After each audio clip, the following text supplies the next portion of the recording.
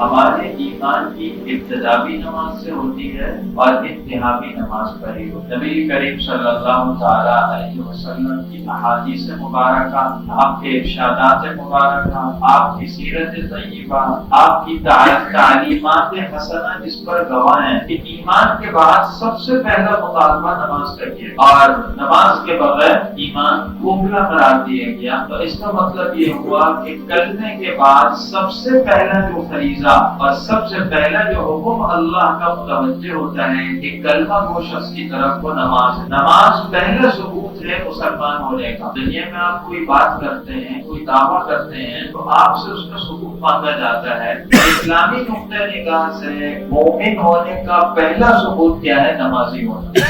جس نے کلمے کے بعد نماز پڑھی تو اس نے ثبوت پیش کیا، اور جس نے نماز نہیں پڑھی وہ کتنے ہی اپنے آپ کو مومن کہیں، لوگ اسے کتنا نیک اور پارسا سمجھیں، یاد رکھیے وہ اپنے مومن ہونے کا ثبوت پیش نہیں کر سکتا، اس کا ایمان کا دعویٰ بہت کمزور ہے۔ اسی لیے احادیث مبارکہ میں نماز کی اہمیت دی گئی ہے اور مختلف انداز سے دی گئی ہے۔ ہمارے معاشرے کا ایک المیہ یہ بھی ہے، یعنی ایک مسلمان معاشرے کا، کہ اس معاشرے کے اندر نماز سے بے توجہی عام ہے، اور نماز جیسے عظیم شان فریضے کو جو توجہ ملنی چاہیے تھی، جو اہمیت ملنی چاہیے تھی ہر مسلمان کی طرف سے، ہر فرد کی طرف سے، ہر جماعت کی طرف سے، ہر گھرانے کی طرف سے، ہر سوسائٹی کی طرف سے وہ توجہ نہیں، اور یہ شک و مجھے سب سے ہے، سب سے من حیث الافراد میں اتنی سستی ہے، من حیث الجماعت میں مجموعی اعتبار سے، خواہ کسی پارٹی پر سیاست کا کوئی لیبل لگا ہوا ہو، کسی تحریک کا لیبل لگا ہوا ہو، کسی فلاحی تنظیم کا لیبل لگا ہوا ہو، کسی دینی جماعت کا لیبل لگا ہوا ہو، اور خواہ وہ جماعت سیاستدانوں کی کہلاتی ہو، دانشوروں کی کہلاتی ہو،